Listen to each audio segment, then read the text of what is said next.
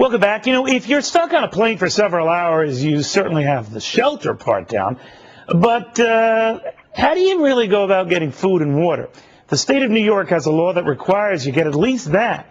The law is the first of its kind in the U.S., but the airlines are asking a New York judge to block it before it goes into effect on New Year's Day. They say that this law really belongs in the nation's capital, Washington, D.C., and not New York's capital, Albany. Otherwise, they claim 50 different states could have 50 different rules how they conduct their business. I'm joined now by New York State Senator Charles Fuschillo, who co-authored the law, and Fred Smith, the founder of the Competitive Enterprise Institute. Gentlemen, welcome to both of you. So, Senator, you first. You think it's high time something be done, and if New York has to act alone, so be it. Absolutely. I mean, the airline industry has failed consumers when they're stranded out on the runway. New York is a perfect example. We held hearings earlier this year at JFK, and we heard horror stories about individuals that were stuck out there for 9 hours. They couldn't use the bathrooms because they didn't empty the holding tanks. They didn't have fresh air. They didn't have the beverages. They didn't have beverages. They didn't have other food. So a passenger bill of rights, if the federal government is going to provide it, which the airlines say they should, you say New York can and should. Absolutely, they can, and the courts have held that they didn't rule on amenities. I found what I think was a loophole, and the airline industry is nervous. All right, Fred Smith, are we having audio problems with you? Can you hear me? No. No, we can't hear Fred. So, Senator, I'm going to go back to you. Let me get a sense of what I think Fred will say, and that you got to be very careful, even with the best of intentions, complicating things for an industry that could see 49 other states do varying programs off of what you're doing. And so the airlines are saying, hey, now we've got 50 different rules depending on the state we fly into. Well, you have one state that 75% of the nation delays happened in the metropolitan area. And I felt it was incumbent upon me as chairman of the Senate Consumer Protection Committee to give the passengers some rights. Look, people pay a lot of money to fly, you know, out of New York, and they're not being treated well. The friendly skies are not friendly anymore.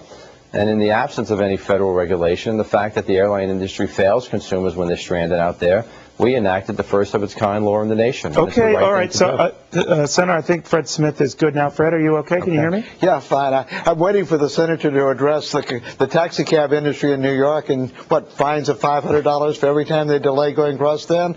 Look, politicians can always make a bad situation worse. And to look at a system that involves airlines flying and trying to do the best job, they pay in consumer dissatisfaction and lots of fuel and time losses when they're delayed.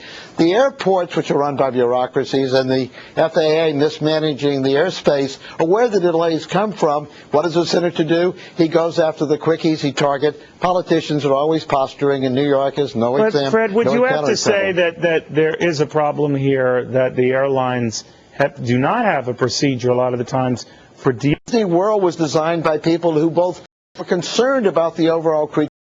There are toilets, there are food supplies, there's amusement.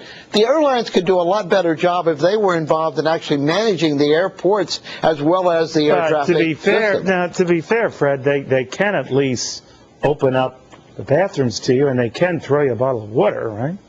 Well, it's not easy to get to. You know, you've been on airplanes where you're driving along and you look on both sides and there's grass, because those taxiways can be pretty narrow. No, I know what you're saying. And, Senator, to your point, you're saying maybe a little bit of common sense here, even if you don't make it a law, just to use some common sense. Is that the middle ground we'll look at, or no?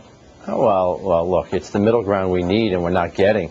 I mean, Fred, you're doing a bad job defending the airline industry, which has failed consumers. They have basic rights and they're not being met. And in the absence of that, you know, people are stranded out there for Senator, 9 hours, you're talking 10 hours, about what? Less than 100 cases out of 8 million travels?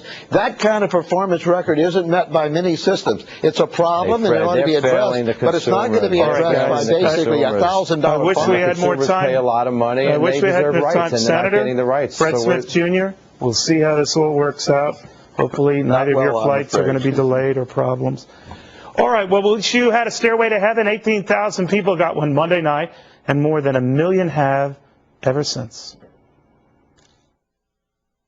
Tomorrow, baseball steroid scandal comes to a head. Watch live coverage of the Mitchell Commission report. Plus, how will this impact the new season?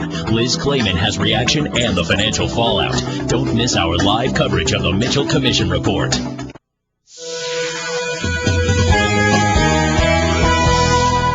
This program is brought to you by Nationwide. Nationwide is on your side. The traders at TD Ameritrade are a demanding bunch. In fact, they want it all.